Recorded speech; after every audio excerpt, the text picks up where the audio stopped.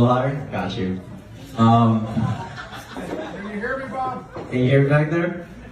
So, tonight I wanted to share a couple stories that, really showcase the relationship I have with Callie, because it's obviously very long-standing,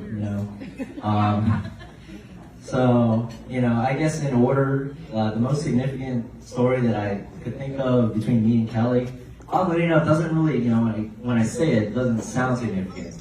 But, when I was in middle school, I was a pretty troublesome kid. I liked fighting, I liked swearing, and I didn't really like academia. So when I had a meeting to discuss, how things are going with the teacher and with a parent figure, Kelly stepped in for that. And during that meeting, after the teacher confused Kelly for my teacher or for my mom, and then chewed me out for 20 minutes, I had my first of many serious conversations with Kelly. And I remember her telling me something along the lines of, "You and I both know you're capable of a lot more than just pissing off your classmates and your teachers. Before you do something like that again, could you please think twice?"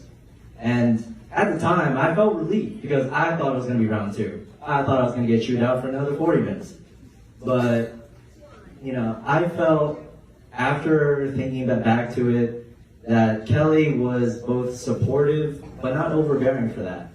And, I feel very grateful for that to this day. And I spent a lot of time trying to meet that expectation from then on.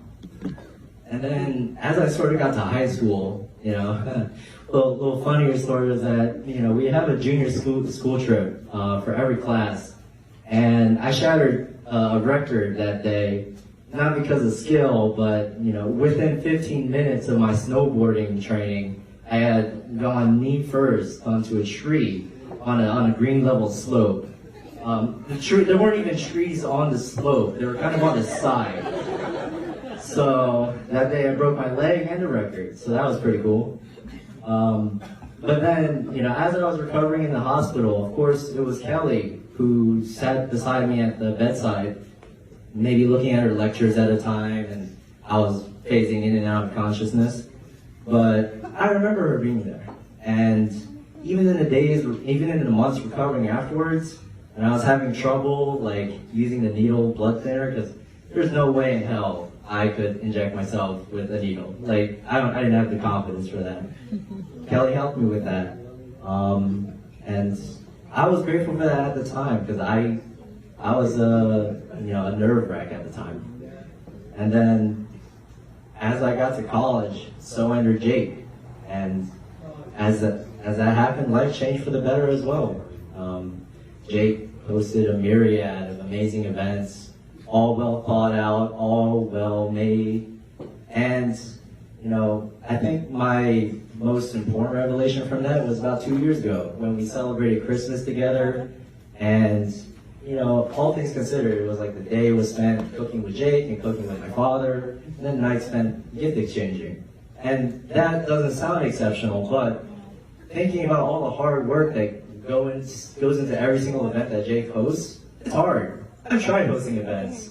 It's getting all those people together, it's hard stuff. But you do it every time. And that's when I knew that Jake was the disciplined, moral, upstanding, and great guy that I was hoping Kelly would find.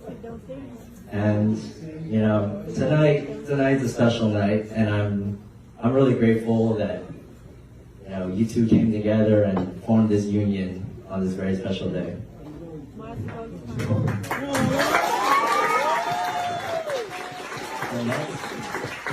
I'd like to welcome Shane.